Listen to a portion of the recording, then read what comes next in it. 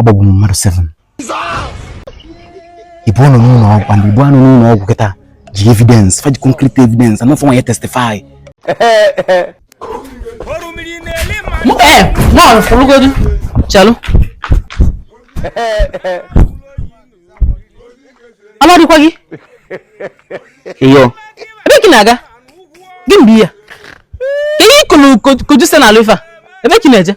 Anaga chamber. I'm not a lawyer. Do you understand? Because owe achum can check is serious warning. Thank God no kusimeba. Can get to opportunity.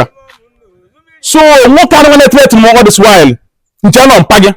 We no go. Na threat mo o wo mpage. So the pastor the mean no marriage jibi ako. Nko ine marriage na. If you arrange this man no na all this while. Obia. Thank God nke bezoku. Thank God na bugo pastor. I mean lawyer. Onye anwa wa tete next time atọ mi anga pata. One name me more light. Abi ya blue wine do sana yade. Na asole. Mi ma woni ya kwugwu isi. Yin de mele aka mma mi yelu tunu. Ki be mele be nwunye gisi. Ina set that man up. Oni fu yakita. Uyi akwa ndi nga akpagharị. Onye na fu uyi akwa ndi nga. Na no next time kan to yanga. Ka na ekpo kwa dust o. Na moze mozo. Mo, keje. Ademma. Na me before ocho. Okay. Almost send the advance. Onga kan jikesi gi? No more kejikesi. Kin question 15. Okay, all my client. Etresi ngibi ayo tago kan ko wale kada case si we kwulu. Ke understand the ayo fuma. Okay. Yes. Ababu mmadụ 7. Ibu ọnụ n'ụlọ ọgwụ and ibu anụ n'ụlọ ọgwụ kịta ji evidence, faji concrete evidence, and not for testify. So that is not the kowari ge. Ke wata ka the case si we kwulu. Ibabu mmadụ. Ke kono tun kasi obasa kwa nige. On a motor accident. Inezoi. Imesikuya? Imekuya neme? Yeah. Atukwa nda stupid question again no. Gens kangwai. Wewe jibu case ya. Last week kambobu ya. So atom ki ike mege. Iwota. O kuche idia. Ke markis package da case ofuma. Ibabu lawyer.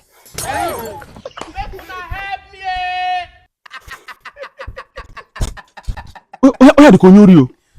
Mba. O client. Obo de yaka na ehu. Onya o de kan ndị na-akpọ assassin n'egbu mmadụ.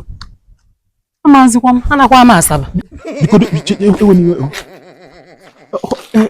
Ebe na-alụ ọkwa ha nyere na accommodation one room. Kan so nige na kan ọ bụ for this kan na ebe a. Gekwa ntị.